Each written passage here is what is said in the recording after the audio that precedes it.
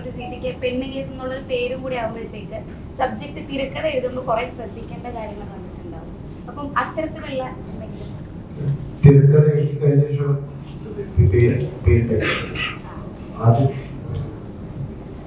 എന്നാലും ആ ഒരു പ്രോസസ് എങ്ങനെയായിരുന്നു, സ്ക്രിപ്റ്റിംഗിന്റെ ഒരു പ്രോസസ്? സാധാരണ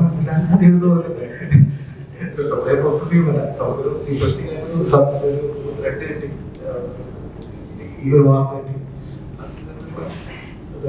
എഴുത്ത് തുടങ്ങി. അത് കഴിഞ്ഞ ശേഷമാണ് ഈ പെണ്ണേഴ്സ് എന്നുള്ള പേര് വന്നത്. ആലോചനയ്ക്ക് പറ്റിയതാണ്. അല്ല, ഇത്തരത്തിലുള്ളൊരു സബ്ജക്റ്റ് ആവുമ്പോഴേ ഒരു സ്ത്രീ അങ്ങനെ ഒരു കല്യാണ തട്ടിപ്പ് അങ്ങനെയൊക്കെ വരുമ്പോഴത്തേക്ക് നമ്മളിപ്പോ ഉദ്ദേശിക്കുന്ന കാര്യങ്ങൾ മാറിപ്പോയി കഴിഞ്ഞാൽ വലിയ രീതിയിൽ വിവാദം ആവാനും ഒക്കെ ചാൻസ് ഉള്ള സബ്ജക്റ്റ് ആണല്ലോ. സത്യമായി അങ്ങനെയൊന്നും ആലോചിച്ചിട്ടില്ല. കോമഡി ട്രാക്കിലൂടെ പോവാണെങ്കിൽ നമ്മൾ എത്ര സീരിയസ് ആയിട്ടുള്ള സമൂഹത്തിൽ നടക്കുന്ന അക്രമങ്ങളെല്ലാം അതെല്ലാം ഒരു കോമഡി ട്രാക്കിലൂടെ പോകുമ്പോൾ അതൊരു പ്രശ്നമാവില്ല എന്ന രീതിയിൽ അതുകൊണ്ടാണ് അല്പം കോമഡി ട്രാക്ക് ഉണ്ടെന്ന് പറഞ്ഞിരുന്നു. അതൊരു സേഫ് ആയതുകൊണ്ടാണ് അങ്ങനെ കോമഡി ട്രാക്ക്. കോമഡി അതിപ്പോ നമ്മുടെ പഴയ സിനിമകളിലൊക്കെ വലിയ സംഭവങ്ങളൊക്കെ കോമഡി കൂടെ തന്നെ പറഞ്ഞിട്ടുണ്ടല്ലോ.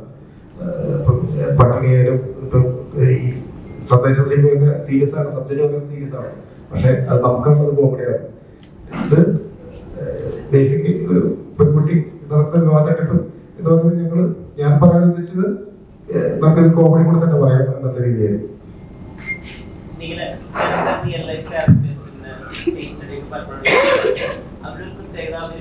പല കല്യാണങ്ങളും പല സ്ഥലത്താണ് അവർ കഴിക്കുന്നതെങ്കിലും അത് ഫിസിക്കലി എല്ലാ സ്ഥലത്തും പ്രസന്റ് ആവാൻ പറ്റുന്ന ഇമോഷണലി എപ്പോഴും അവൈലബിൾ ആയിരിക്കും അങ്ങനത്തെ ആളുകൾ. അതായത് ഒപ്പമുള്ള പാർട്ട്ണറിന് അവരുടെ ഒരു മീറ്ററിനനുസരിച്ച് അവർ അവൈലബിൾ ആയിരിക്കും എന്നുള്ളത്. അതായത് ദേഷ്യക്കാരുടെ അടുത്താണെങ്കിൽ കുറച്ച് സോഫ്റ്റ് ആയിട്ടുള്ള ആളുകളാണെങ്കിൽ അതിനെ കുറച്ച് കമാൻഡ് ചെയ്യുന്ന രീതിയിൽ ഇവരിങ്ങനെ ക്യാരക്ടർ ട്രാൻസ്ഫോം ചെയ്തുകൊണ്ടിരിക്കുന്നുണ്ട്. അങ്ങനെ അതൊരു ടോൺ ആർട്ടിസ്റ്റ് ചെയ്യാനുള്ള രീതിയിലാണ് കേട്ടിട്ടുള്ളത്. ഈ ക്യാരക്ടർ അങ്ങനെ ഒരു കേട്ടിട്ടുണ്ടോ? ഈ ക്യാരക്ടർ എന്ന് പറയുന്നത് പലർക്കും പല മെത്തേഡുകളാണ്. ഇത് ബേസിക്കലി കല്യാണം കഴിക്കാൻ പറ്റിക്കുക, കല്യാണം കഴിയുന്നത് വരെ കൂടെ നിൽക്കുക, കല്യാണം കഴിയുന്നത് കഴിഞ്ഞ് പോവുക എന്ന് പറയുന്നത് പോലെ ആണ്.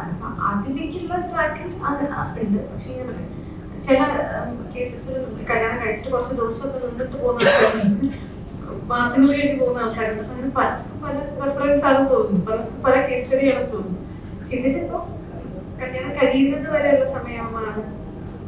അതിൽ ഈ പറയുന്ന പോലെ പലതരത്തിലുള്ള ഇമോഷൻസിലൂടെ പലതരം ആൾക്കാരെ ഡീൽ ചെയ്യുന്നത് കൊണ്ട് അങ്ങനെ പലതരത്തിൽ ഫോൺ ചെയ്യാന്ന് പറയുന്നുണ്ട്.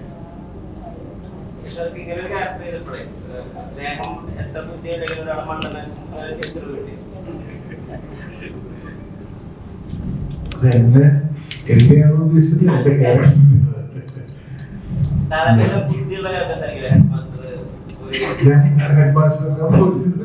ഞാനൊരു പൊളിറ്റീഷ്യനാണ്.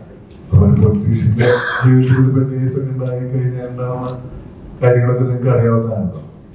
അയാളുടെ രാഷ്ട്രീയ ഭാവി അതോടെ തകരുന്നതാണ്. അപ്പൊ അതിന്റെ ഒരു സങ്കടങ്ങളൊക്കെ ഉണ്ട്. അതിലൂടെ കടന്നു പോകുന്നുണ്ട്. കെയർ ചെയ്യുന്നുണ്ടോ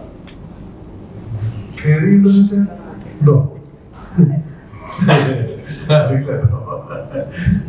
ഇയാൾക്കുണ്ടാവുന്നതാണ്. ഇയാൾക്ക് ഉണ്ടാവുന്ന പ്രശ്നമല്ലല്ലോ. ഇയാൾക്കുണ്ടാവുന്ന ഒരു പെണ്ണ് കേസാണ് ഇപ്പൊ സമൂഹത്തിൽ ഇപ്പൊ നടക്കുന്ന കാര്യമില്ല. അതായത് യാതൊരു ബന്ധമില്ല.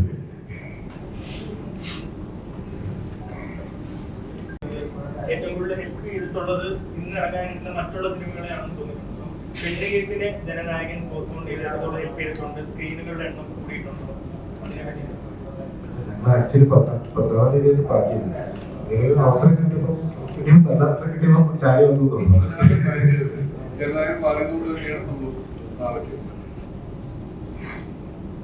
സ്വാഭാവികമായിട്ടും സ്ക്രീൻ